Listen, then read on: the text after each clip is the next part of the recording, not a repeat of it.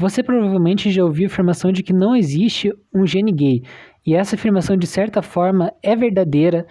Não existe um único gene, né, que faça com que se manifeste a característica da homossexualidade no indivíduo, né?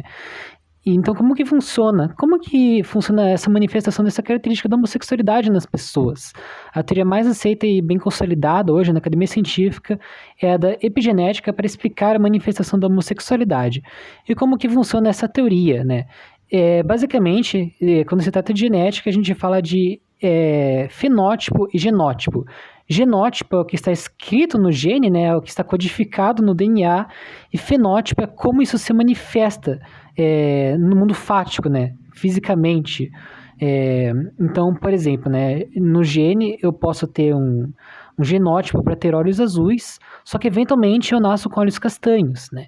Isso acontece, isso é bem frequente, né? Isso acontece às vezes por sobreposição de genes dominantes e genes excessivos, ou por outros fatores, né? Eventualmente pode ser que a pessoa tenha todos os genes para ter olhos de uma cor e tenha de outra, né? Então essa é a diferença entre genótipos e fenótipos, né?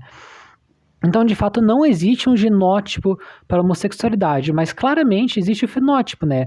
Existem pessoas homossexuais e é disso que se trata, é um fenótipo, um fenômeno biológico. E como acontece isso, já que não tem esse genótipo, né?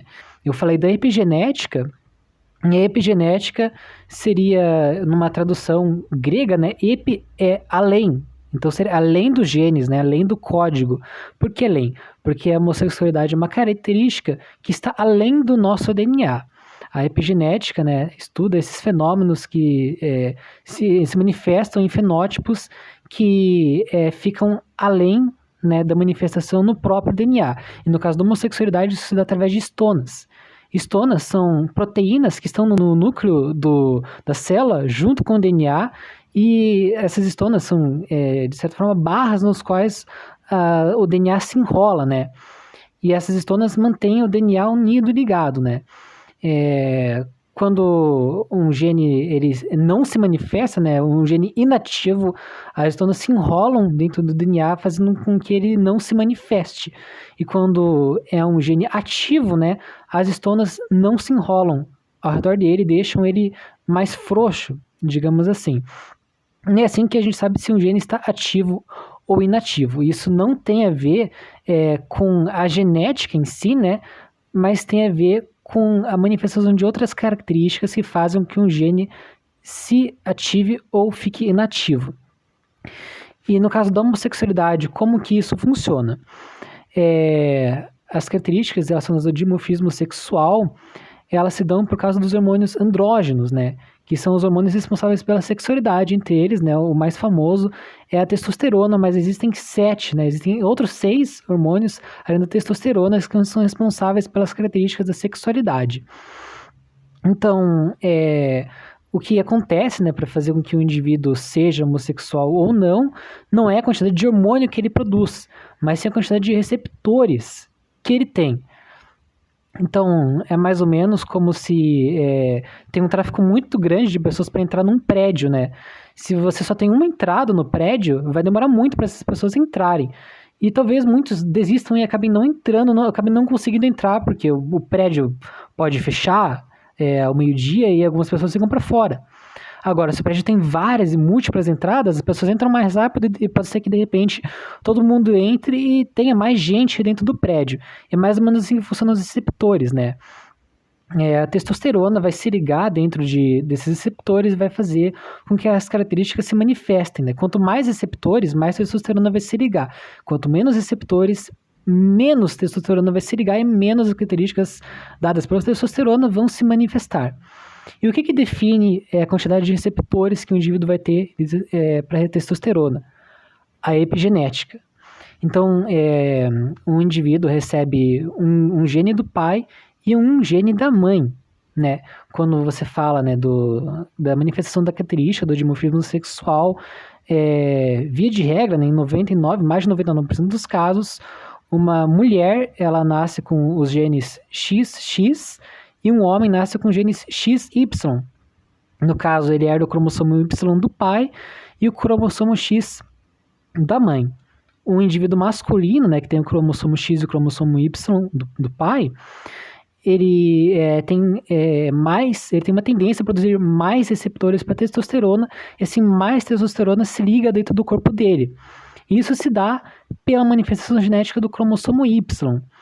E num corpo feminino, né, ela herda um cromossomo X da mãe e um cromossomo X do pai, e pelo cromossomo X ela produz muito menos receptores para se ligar à testosterona do que um homem.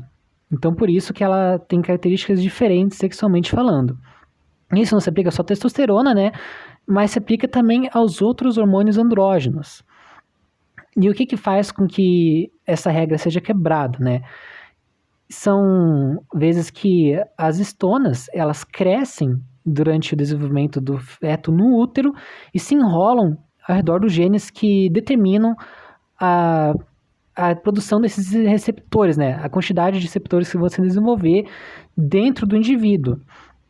Então, pode ser que o indivíduo, dentro do desenvolvimento, dentro do útero, ele desenvolva essas estonas que façam com que elas se enrolem ao redor do DNA, do gene, que vai determinar a quantidade de receptores a serem produzidos, e faça com que menos receptores existam, mais receptores existam, né? Então a regra, como eu falei, é que os homens tenham mais receptores e as mulheres tenham menos, para a testosterona, no caso.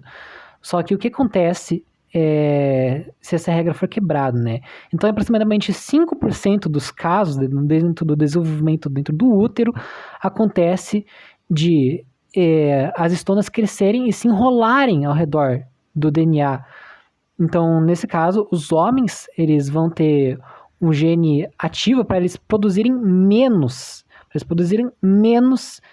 receptores e, portanto, menos testosterona vai se ligar. E isso acaba fazendo com que o indivíduo se torne homossexual, porque pela falta de receptores para testosterona, ele não vai manifestar característica de atração pelo sexo oposto, e sim atração pelo mesmo sexo, pela falta de receptores de testosterona. E no caso das mulheres acontece o oposto, né? As estonas se desenvolvem, se enrolam ao redor dos genes que deveriam fazer com que ela produzisse menos receptores, e ela vai passar a produzir mais receptores. Então a mulher vai produzir mais receptores para testosterona do que seria o comum, e vai fazer com que mais testosterona se ligue a esses receptores, e portanto que ela tenha mais características relacionadas à quantidade de testosterona. Isso faz com que ela também desenvolva uma atração pelo mesmo sexo, né, por outras mulheres. Como eu falei, essa não é a regra, mas acontece em 5% dos casos, que é quando acontece, eventualmente, né, de as estonas se desenvolverem e fazerem com que os genomas se manifestem da forma inversa, né? E, como eu falei, isso tem a ver com manifestar os genes, né? E, então, é basicamente assim que um indivíduo nasce homossexual, através do processo de epigenética, né, da enrolação de estonas e da produção de receptores para ligação de hormônios andrógenos. Isso não se aplica só à homossexualidade, como se aplica a outras características do dimorfismo sexual. Então, por exemplo, a transexualidade é o mesmo caso. São produzidos hormônios que vão fazer com que o indivíduo ele tenha um determinado sexo biológico, mas acabe psicologicamente manifestando um sexo diferente do sexo biológico que ele possui, que é o caso da transexualidade. E, eventualmente, pode acontecer uma coisa mais inusitada ainda, né? Que, como eu falei, o indivíduo feminino tem os cromossomos XX, e o indivíduo masculino tem os cromossomos XY, mas pode ser que pela quantidade de hormônios produzidos, nasça um indivíduo XY, e pela quantidade de receptores, ele se torne uma mulher, ou um indivíduo com cromossomos XX, e por quantidade de receptores, ele nasça como um homem. Isso acontece, isso é extremamente raro, mas isso acontece com uma frequência de menos de 1% dos casos, que é o que se dá justamente pelos fatores epigenéticos que se manifestam, né, através dessa ativação ou não ativação do DNA. Agora, quando que acontece isso, né? Como se formam esses fatores epigenéticos dentro do útero? dentro da fase intrauterina, né, quando o feto ainda está em desenvolvimento. Essa é a fase no qual dá-se a manifestação do formato das estonas ao redor do DNA, né. E, né, dentro dessa fase, né, o indivíduo vai se desenvolver e vão se manifestar essas características dos genes ativos ou inativos. E é importante frisar isso, porque isso não acontece depois que o indivíduo nasce, isso acontece durante o desenvolvimento intrauterino, bem no começo, inclusive, nas primeiras semanas do desenvolvimento, porque essas células, né, com as estonas organizadas daquela maneira, vão se reproduzir, vão se duplicar e vão formar o indivíduo da maneira como ele se manifestou. Isso não significa que seja hereditário, não é hereditário, não é uma coisa que passa dos pais para o filho, né?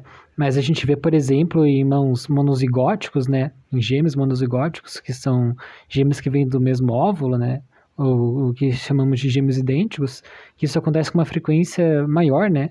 Entre 20% e 50% dos irmãos, né? De ter a mesma característica. Justamente porque é uma característica epigenética, não é uma coisa que está no DNA, mas uma coisa que se forma durante o desenvolvimento intrauterino. Então, isso é bem importante a gente frisar para as pessoas terem noção de que a homossexualidade não é uma escolha, é uma característica com a qual a pessoa nasce. Muito obrigado e até a próxima.